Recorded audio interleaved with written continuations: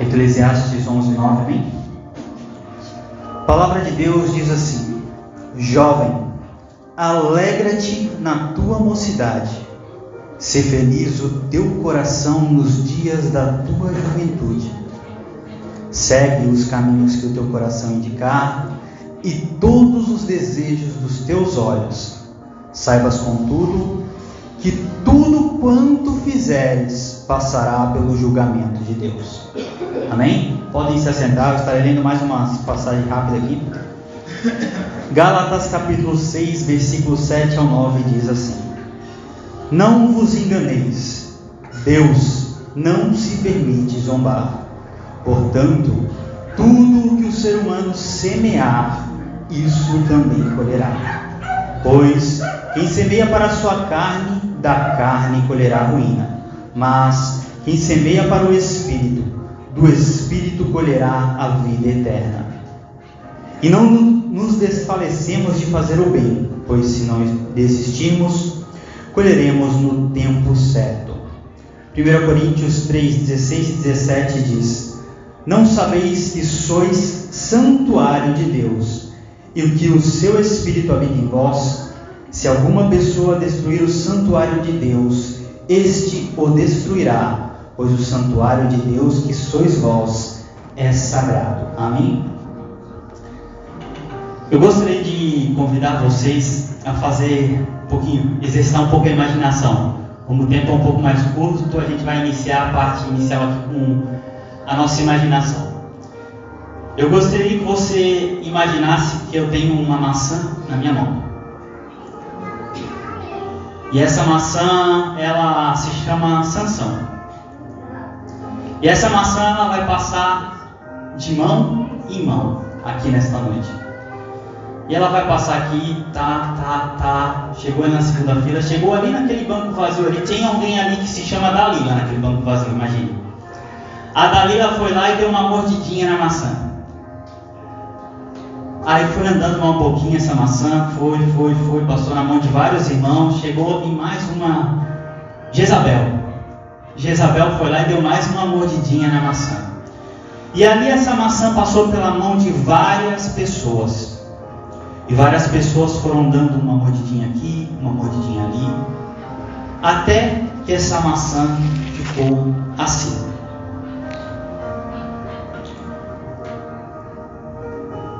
Praticamente quase só o bagaço. A gente leu no livro de Eclesiastes que o jovem ele tem que se alegrar no dia da sua mocidade. Mas que Deus trará a juízo tudo aquilo que ele fizer. Isso não serve somente para jovem, mas para adulto também.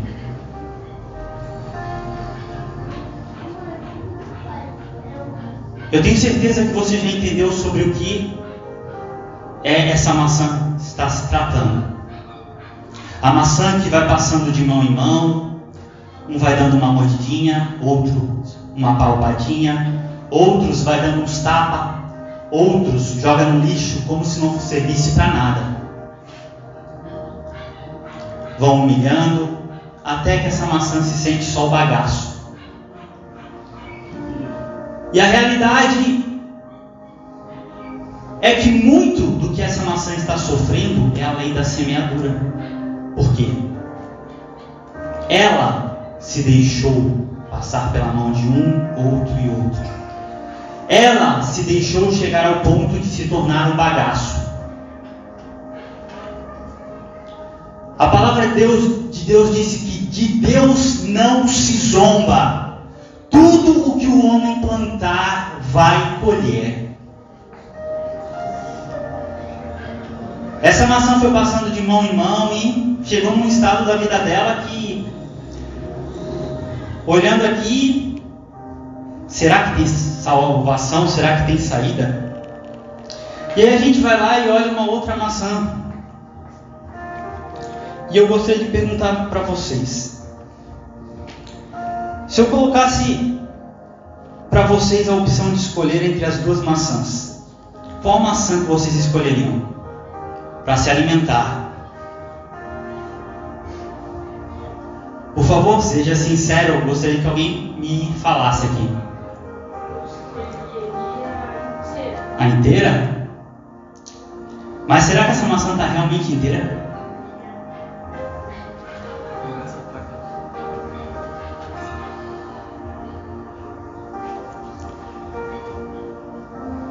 Às vezes nós olhamos para algumas pessoas e nós vemos, nossa, essa pessoa está inteira, é bonita, é linda.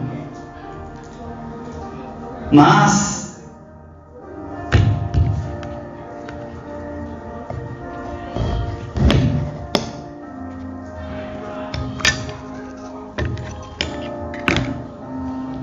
eu acredito que esse interior aqui não está muito bonito. O estranho é que, se você olhar aqui, lateralmente não tem nada, apenas algo imperceptível. Quando se trata deste assunto específico que Deus colocou no meu coração para trazer para vocês, às vezes basta uma única falha, um único erro para estragar toda a vida de uma pessoa. Vou pegar um simples exemplo, uma doença chamada AIDS. Uma única relação com uma única pessoa pode passar esta doença e pronto, para o resto da vida, esta maçã ficará assim. Porque é uma doença incurável. E aonde essa maçã tocar, ela também trará manchas. Às vezes, basta uma única escorregada, uma única falha, não somente para isso. Existem outras consequências que podem ser fatais. Basta apenas uma vez, um único erro, e lá se vai todo o futuro de uma pessoa, os sonhos, tudo aquilo que a pessoa sempre sonhou, imaginou um futuro feliz, e bastou um erro. E aqui temos mais uma maçã. E essa maçã aqui é bonita?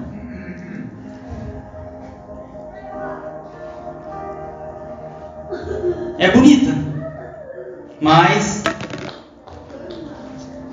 é falsa. Isso serve para exemplificar que dentro da casa do Senhor existe muito lobo em pele de ovelha. Glória a Deus, aleluia, Jesus. Maçã bonitinha, mas a Bíblia Sagrada diz que pelos frutos vocês conhecerão a árvore, se ela é uma árvore verdadeira. Pastor Juliano, pode pegar um potinho que tem para mim ali se ela é uma árvore verdadeira, se ela é uma árvore falsa. E aqui nós temos a maçã boa, digamos assim, guardadinha no Senhor, protegida pela cruz do Calvário, porque está servindo ao Senhor em sua casa. Glória a Deus. Não por aparência, mas está servindo com sinceridade de coração. Talvez essa maçã tenha sofrido muito, mas ela está diante do Senhor em sinceridade e está protegida pelo Senhor. Glória a Deus. E eu vou dizer uma coisa: há mais esperança para esta maçã do que para esta e para esta. Esta aqui errou, mas ainda dá para aproveitar alguma coisa, ainda dá para plantar as suas sementes. Glória a Deus. Ainda existe uma parte dela aproveitável. E Deus tem essa capacidade de limpar as maçãs feridas e dar uma esperança para aquela maçã ferida. Glória a Deus. Mas as marcas ficarão. Eu passei parte da minha adolescência afastado dos caminhos do Senhor. E eu só não bem dizer fiquei assim, porque Deus foi misericordioso. Eu sempre fui muito tímido. Mas na minha adolescência, se eu deixasse os desejos do meu coração tomar conta, eu certamente estaria pior do que essa maçã aqui. Porque na minha adolescência, o meu coração era muito terrível. Os desejos do meu coração eram muito terrível. Eu só não cheguei a escorregar porque Deus me segurou. Glória a Deus. Quando eu estava quase indo de vez, me metendo com pessoas terríveis, com meninas perigosas, Deus foi lá e lançou o anzol e me puxou de volta para a casa do Senhor.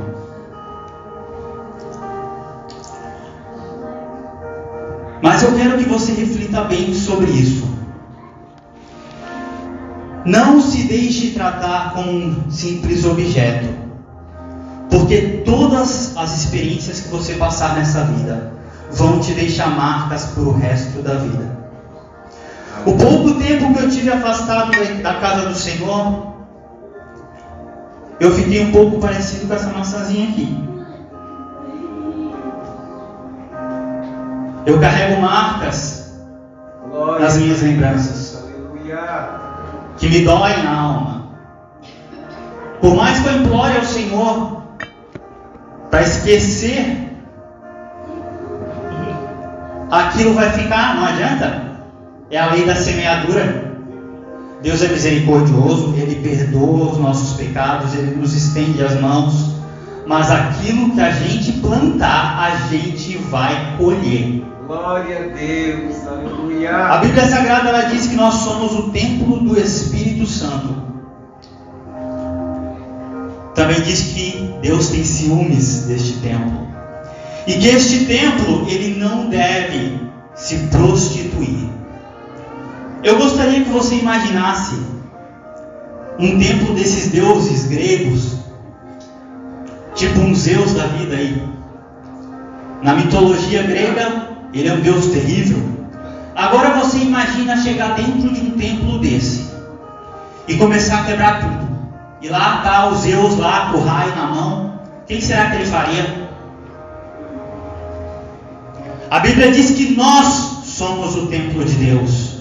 E o Espírito Santo habita dentro de nós. Então, quando nós tratamos o nosso corpo como lixo, ou deixamos esse corpo de qualquer jeito, passando na mão de qualquer um,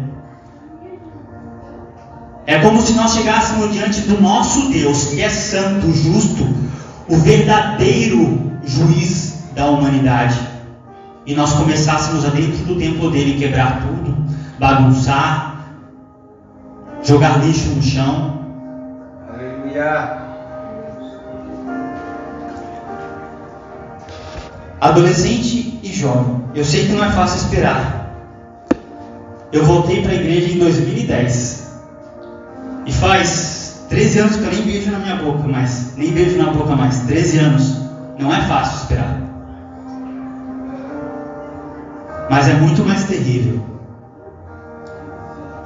Deus olhar para ti e ver o que tu está fazendo com o tempo que eu te dei. Glória a Deus, aleluia. Tu está passando essa maçãzinha de mão em mão, todo mundo está arrancando um pedaço, e está ficando só o bagaço, e tu ainda quer implorar para eu te consertar, se tu mesmo está se colocando nessa posição? Glória a Deus, aleluia. Eu vou dizer uma coisa principalmente para as mulheres. Existe um livro muito famoso que é o livro Namoro Blindado, e ele fala que vocês mulheres tem algo muito diferente dos homens, que se chama o hormônio do amor. Existe um hormônio na mulher, que toda vez que ela tem, se ela se apaixona, ela tem uma relação com o homem, este hormônio é liberado. E este hormônio causa uma certa dependência emocional na mulher. E quando essa mulher tem esse hormônio ativado, e depois ela simplesmente sai e se afasta deste homem, isto vai gerando mágoas no psicológico da mulher. Isso vai destruindo o psicológico da mulher. Não é eu que estou dizendo. É o Renato e a Cristiane, que vocês conhecem muito bem, eu tenho certeza. Do livro que escreveu O Namoro Blindado e O Casamento Blindado. 2 livros excelentes, tanto para quem é solteiro quanto para quem é casado, para quem é viúvo. Os 2 livros servem para todos. Trazem lições esplêndidas. E ele fala muito sobre isso. Quando uma mulher começa a deixar esse hormônio simplesmente se desgastar, ela chega à tão famosa frase: homem não presta. Por quê? Porque ela destruiu o seu psicológico através da liberação deste hormônio, se entregando a vários homens diferentes. E aí depois ela vem dizer que o homem não presta.